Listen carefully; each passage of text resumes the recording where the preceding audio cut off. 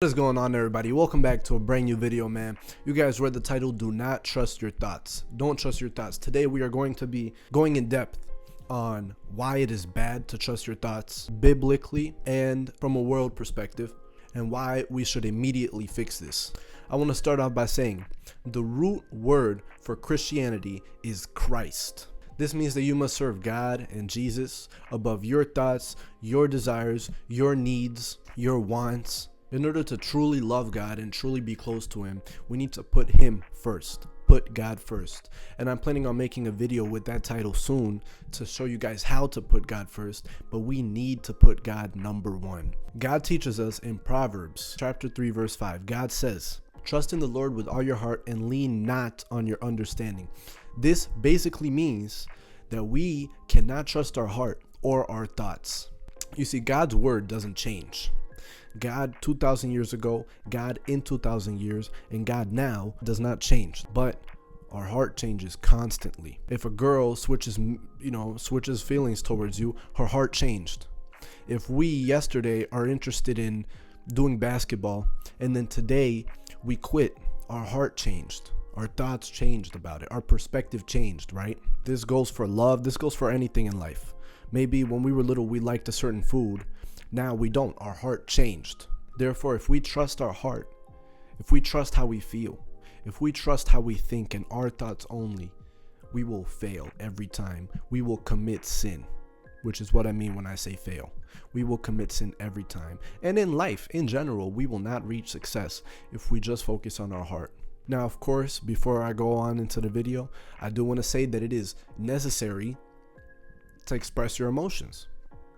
When I say don't trust your heart, that doesn't mean to block your emotions. That doesn't mean to block all this negativity that you feel if you're crying. That doesn't mean to block all these things. What I'm saying is you should not make decisions off of your emotions because of how inconsistent it is. Your heart and your thoughts are so inconsistent throughout our lives that we cannot trust them. You see, God teaches us that our thoughts are consistently evil. If you look in Mark chapter 7, verse 21 and 22, it says, "Evil thoughts come from within a person's heart and include sexual immorality, theft, murder, adultery, and etc." So, evil thoughts come from within a person's heart. Let's go in depth. Our heart produces these thoughts. When we feel anger, we have thoughts. When we feel sadness, we have thoughts. When we feel happiness, we have thoughts. It comes from here. Our thoughts are connected to what we feel here, in our chest, in our heart. If we have blurriness in our heart, if we have all these negative things in our heart, of course, we will have hatred in our thoughts. We will lean more towards decisions that will negatively impact everybody, including us, just because of how we feel. Breaking news, guys, we cannot fix our heart. The solution here is not to fix our heart, but not to trust it. Don't reject it. Don't block it. Let it be.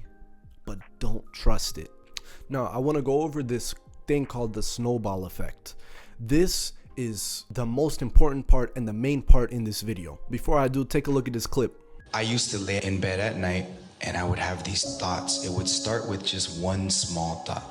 Oh, I'm lonely. And it starts to snowball. I'm depressed. Random flashbacks start to come. We start to feel shameful and miserable. And then all of a sudden, tears down our face. We're just crying. Nothing has happened, but this mind is racing. If your thoughts are your thoughts, when that negative thought comes, you should be able to say, you know what, I'm done. And right then and there, it should stop. But when we do that, it continuously pours in. It means it's no longer our thoughts. We're no longer in control. When we feel a temptation, a seed, our thought, is planted in our mind.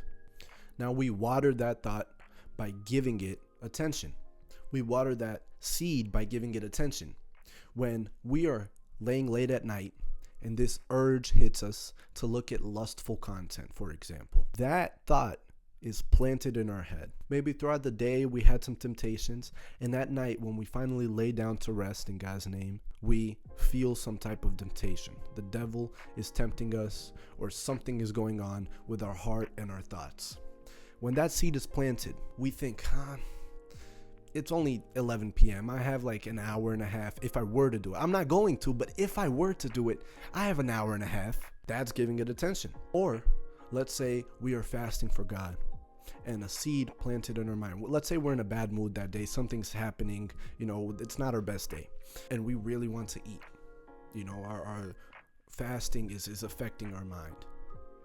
So a seed is planted, a thought is planted in our mind that's telling us, come on, take a little bite. Now, maybe we're not going to do it, but when we give it attention, we are watering that seed and it's growing. No way I'm gonna do it, but in case I do, what if I do? Let me think about what I have in my fridge. Let me think, I got like an hour left. I can probably make me a sandwich, but I'm not going to. This constant thinking that we don't control too much, but this constant thinking leads us to watering this seed and this thought. That thought goes from a snowflake into a snowball that keeps rolling downhill as we think. It keeps rolling downhill. And then eventually it becomes so big that we sin. It becomes so big that we sin. Let's go back to the first example of late at night having lustful content on our minds. Let's say we open up Instagram and there's some Instagram model. Boom. We just watered that seed a little bit. We click on that Instagram model. Boom. We just watered that seed by a lot just by clicking on the photo. Next thing you know, you're on Google. Next thing you know, you're sitting there with your hands on your head asking yourself, man, why don't I have control? Why is it so hard? You want to eat. You open the fridge, water the plant, water the seed. You look around. Maybe you grab ingredients. You water that seed so much. Next thing you know, you're filled with food and you're asking yourself, I can't lose weight. I can't go closer to God. I can't fast. I'm not strong enough. That's not it. You are relying on your heart and your thoughts. You can't listen and trust to your heart. You can't listen and trust to your thoughts. You're going to fail every time. The point here is, if we don't stop our thoughts before it becomes anything, if we stop our thoughts when it is still a snowflake, when it is still just a seed, when we don't water it at all, that thought passes by, just like everything. That thought passes by. When we leave it at a snowflake, we don't let it turn into a snowball and go downhill. We don't let that seed turn into a little plant with leaves and turn into a whole tree. When we don't let this stuff happen, then we have control. The second, and I literally mean the second, we start watering that seed or thought, the second that we start giving attention to that snowflake and turning it into a snowball by giving it our attention and thinking different ways and trusting in our heart and thoughts, we commit sin then. We commit sin then. Jesus says you commit adultery just by looking at a woman. Same thing applies here. We commit sin by thinking about it. We cannot think about it. We have to cut our thought, and it's hard. It is so hard.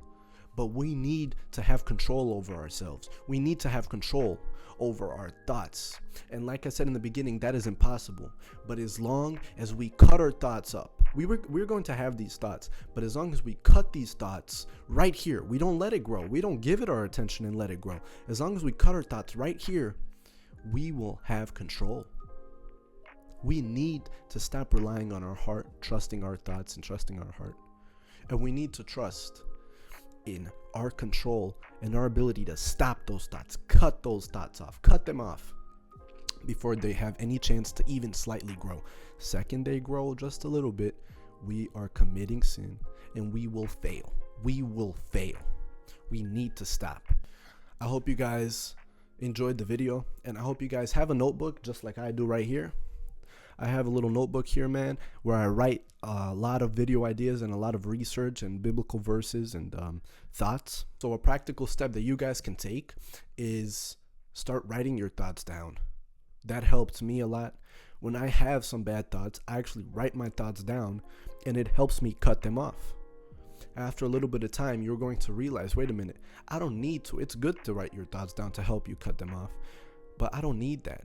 I actually have the power in myself through God and through my own will and power and discipline to cut my own thoughts off. And when you do that, and when you understand how important it is to cut your thoughts off like this, and when you understand that your thoughts are evil, every thought you have is basically evil, like 85% of your thoughts are evil, you need to cut them off like this, you are going to be so much closer to God. You are going to be a better person. You're going to have emotional control, and you are going to be so much better off in life. So without further ado, man, thank you guys so much for watching this video. If you guys want to see more self-improvement content, I have a playlist right here.